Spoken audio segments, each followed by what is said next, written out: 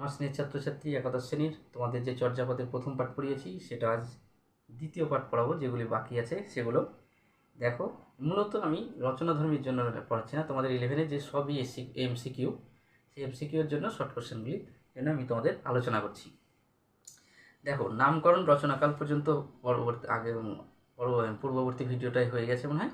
এবার হচ্ছে তোমার ভাষা, চর্যাপদের ভাষা। ডক্টর সুকুমার ভাষাটা কীরকম দেখো, ভাষা সম্পর্কেও বিতর্ক আছে চর্যাপদের। নামকরণে বিতর্ক আছে, রচনাকালে বিতর্ক আছে, ভাষা সম্পর্কে বিতর্ক আছে। ভাষা সম্পর্কে কি দেখো, সুনীতি কুমার চট্টোপাধ্যায় তার the origin and development of Bengali language এই গ্রন্থটিতে বলেছেন চর্যাপদের ভাষা বাংলা ভাষা। কিন্তু হরপ্রসাদ শাস্ত্রী মহাশয় বলেছেন চর্যাপদের ভাষা সন্ধ্যা ভাষা। কেউ বলেছেন চর্যাপদের ভাষা সন্ধ্যা দেশের ভাষা। সন্ধ্যা ভাষা কি? এটা একটু আলো আঁধারি ভাষাকে বলা হয় সন্ধ্যা ভাষা। যদি পরীক্ষায় কোনো দিন তোমরা পড়ো, আমার এই ভিডিওটাতে এসএলএসটি যারা দিবে, যারা বিএ মাইনর এবং মেজর বেঙ্গলি অনার্সের আছো, তারাও উপকৃত হবে। তারাও দেখো, তাদেরও শর্ট কোশ্চেনে কাজে লাগবে। দেখো, সেখানে আছে কি, চর্যা ভাষা বলতে বোঝায় সন্ধ্যা ভাষা। চর্যার ভাষা তোমরা লিখবে, চর্যার ভাষা হচ্ছে সন্ধ্যা ভাষা। সন্ধ্যা ভাষা কথার অর্থ হচ্ছে আলো আধারি ভাষা, অর্থাৎ যে ভাষার বাইরের অর্থ আলাদা, ভিতরের অর্থ আলাদা। মূলত ধর্মকেন্দ্রিক ভাষাকে বৌদ্ধ সহজিয়াদের ধর্মকেন্দ্রিক ভাবটাকে তুলে ধরা হয়েছে। তাহলে সন্ধ্যা ভাষা কি? আলো আধারি ভাষা, যার বাইরের অর্থ আলাদা, ভিতরের অর্থ আলাদা। এই ভাষাটা হচ্ছে সন্ধ্যা ভাষা। যেমন উদাহরণ দেখো, প্রথমে একটা যদি পাই, সেটা হচ্ছে দেখো, প্রথম একটা যদি উদাহরণ আমরা পাবো, সেটা হচ্ছে কান্নপার 10 নম্বর পদের সংখ্যা। কান্নপার, কবি কান্নপার লেখা। দেখো, সেটা হচ্ছে কি, প্রথমেই আছে সেটা, নগর বাহিরি রে ডম্বি তোহরি কুড়িয়া ছো ছো যাসো ব্রাহ্মণারিয়া। দেখো, এই ভাষাটা বুঝতেই পারছো না, এর বাইরের অর্থ দেখো এক, ভিতরের অর্থ আলাদা। যে এখানে দেখা যাচ্ছে চর্যা সমাজচিত্র হিসাবে যে নগরের বাহিরে ডম্বি, যারা অন্তজ সম্প্রদায়, যাদেরকে আমাদের নিচু তলায় ফেলে রাখা হতো, উচ্চ বর্ণের ব্রাহ্মণরা তাদেরকে ঘৃণার চোখে দেখে, তার জন্য তাদেরকে নগরের বাইরে রেখে দিচ্ছি। এই যে এক ধরনের ভাষা, এটা হচ্ছে সন্ধ্যা ভাষা, চর্যার ভাষা। কেউ কেউ বলেছেন এতে কামরূপী ভাষা আছে, কেউ বা বলেছেন এই ভাষার কিছু বাংলা ভাষায় লেখা হলেও অপভ্রংশ এবং অবহট্ট ভাষায় লেখা। তবে যে যাই বিতর্ক থাকুক, বিতর্কের অবসান ঘটিয়ে তোমরা বলবে চর্যার ভাষা সন্ধ্যা ভাষা। এবার দেখো, চর্যার একবার তোমরা প্রথম আমি একদিন বলেছি যে উহাতে টিকা আছে, যেটা সংস্কৃত ভাষায় লেখা। সেই টিকা, চর্যার টিকা, তোমরা পয়েন্ট করবে চর্যার টিকা। চর্যার টিকাটা কি? টিকাটার নাম হবে নির্মল গিরা টিকা। খুব গুরুত্বপূর্ণ, নির্মল গিরা টিকা চর্যার টিকার নাম। লিখেছেন কে? মুনি দত্ত। এটার আবিষ্কার কে করেছেন? এই টিকাটার আবিষ্কার করেছেন, তার নাম হচ্ছে প্রবোধ চন্দ্র বাগচি। প্রবোধ চন্দ্র বাগচি টিকার আবিষ্কারক, লেখক মুনি দত্ত। টিকাটির নাম নির্মল গিরা টিকা। এই টিকার সংস্কৃত ভাষায় লেখা, যেটা তিব্বতী অনুবাদ করেন কীর্তিচন্দ্র। খুব গুরুত্বপূর্ণ, যে যে চর্যার তিব্বতী অনুবাদকে করেন, তার নাম লিখবেন কীর্তিচন্দ্র। ঠিক আছে, এই হচ্ছে টিকা।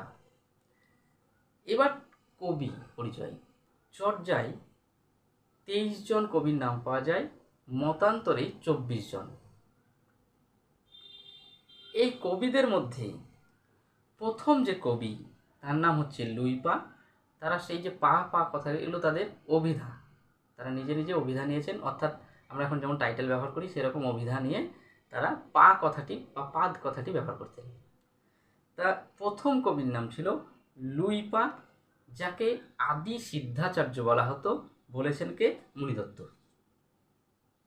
শ্রেষ্ঠ কবিকে চর্যার, তার নাম হচ্ছে কান্নপা, তিনি কৃষ্ণাচার্য নামে পরিচিত, তার পুঁথির নাম ডাকানম।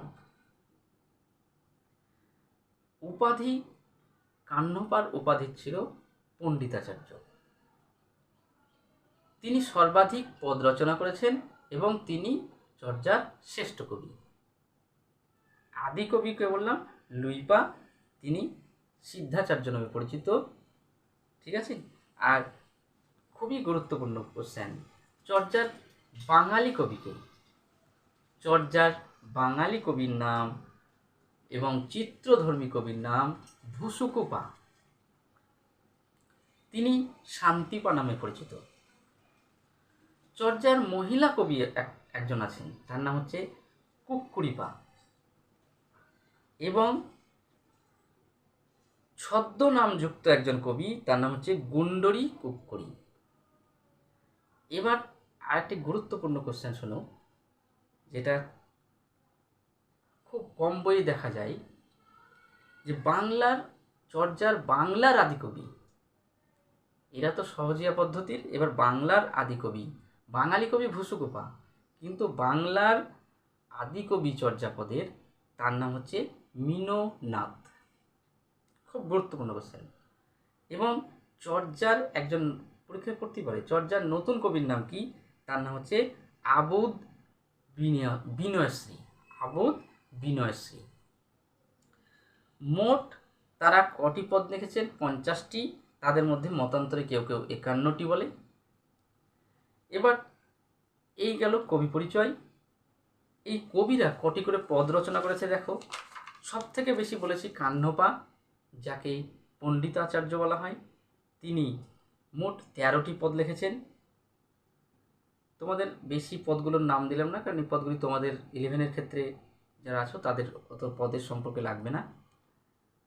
ভুসুকুপা 8টি, সবরপা 4টি, কুক্কুরিপা 3টি, লুইপা 2টি, সবরপা 2টি, শান্তিপা 2টি। এই মোট তারা পদ রচনা করেছেন। সর্বাধিক কান্নপা 13টি। তারপর আমাদের চর্যার বাঙালি কবি ভুসুকুপা 8টি। এর মধ্যে প্রথম যে পদটি পাওয়া যায় চর্যার, সেই পদটির নাম হচ্ছে কা ও তরুবর। এটা হচ্ছে 1 নম্বর পদ, সেটা লুইপার লেখা। ঠিক আছে, এইগুলো হচ্ছে চর্যার কবি পরিচয়। এরপর চর্যার কিছু অনুবাদ আছে, বিভিন্ন ভাষাতে অনুবাদ করেছেন। যেমন তিব্বতী ভাষায় বললাম কে, যে যখন দেখলাম কীর্তিচন্দ্র তিব্বতী ভাষায়, তেমনি হিন্দি ভাষায় চর্যার অনুবাদ করেছেন। তার নাম হচ্ছে রাহুল সাংকীর্তায়ন। তার কাব্যের নাম দোহাকোষ, 1957 সালে লেখা। ইংরেজিতে অনুবাদ করেছেন পিসি বাগচি। এর ফটোকপি, যে চর্যার যে ছবিটা, ফটোকপিটা তুলেছেন নীলরতন সেন। কত সালে? 1978 খ্রিস্টাব্দে। বাংলায় এই চর্যার পদটি লিখছেন, অনুবাদ করছেন, তার নাম হচ্ছে মনীন্দ্র মোহন বসু।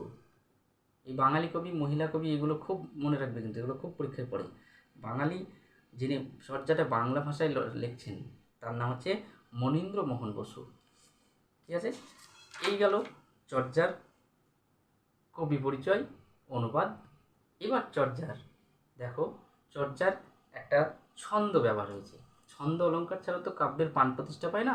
একটা মহিলাকে সাজালে কোজালে যেমন সুন্দর লাগে, তেমনি কাব্যকে যতই ছন্দ অলঙ্কার দিয়ে সাজাতে পাবো, ততই কাব্য সৌন্দর্য বৃদ্ধি পায়। তার জন্যই বলেছেন কাব্যং কার্যং অলঙ্কারাৎ। কাব্য তখনই গ্রাহ্য হবে যখন তার মধ্যে অলঙ্কার এবং ছন্দ থাকবে। দেখো, ছন্দটার নাম কি? পাদাকলুক ছন্দ। এছাড়া পয়ার অতিপদী ছন্দ পাওয়া যায়। এছাড়া ছন্দের পর পাই তোমাদের অলঙ্কার। অলঙ্কার বেশিরভাগই ব্যবহার করা আছে রূপকের মাধ্যমে। কিছু কিছু প্রবাদ প্রবচন ব্যবহার করা হয়েছে, যেমন আপনার বংশে হরিণী বৈরী, এগুলো সব প্রবাদ প্রবচন। ঠিক আছে, তারপরে হাঁড়িতে ভাত নাই নীতিয়া বেশি, এগুলো নেই। হাঁড়িতে ভাত নাই নীতিয়া বেশি, যেগুলো আছে এগুলো একটা করে তোমার প্রবাদ প্রবচনের উদাহরণ। এই গেল ছন্দাস সম্পর্কে, এই চর্যাপদ সম্পর্কে তোমাদের বিস্তারিত আলোচনা, আবিষ্কার, নামকরণ, সংস্কৃত তোমাদের যে শর্ট কোশ্চেনের জন্য যেগুলো লাগবে তার জন্য এগুলি আমি আলোচনা করে করে চর্যাপদ সম্পর্কে দিলাম। শিল্প সংস্কৃতির প্রথম, অন্যান্য ভিডিওগুলো প্রায় কমপ্লিটের দিকে। আর শ্রীকৃষ্ণ কীর্তন কাব্য আদি মধ্যযুগে যেটা আছে সেটার ভিডিও আমার অনেক দিন আগেই দেওয়া আছে, এর শর্ট কোশ্চেনগুলো কেবল দিয়ে দেবো। ঠিক আছে, বেশ, তোমাদের কেমন লাগলো জানাবে চর্যাপদ সম্পর্কে। আরও যদি কোনো অসুবিধা থাকে চর্যাপদ সম্পর্কে তোমরা কমেন্ট বক্সে লিখে পাঠাও, আমি চেষ্টা করব তোমাদের কোশ্চেনগুলো সলভ করার। ঠিক আছে, ততক্ষণ ভালো থাকো।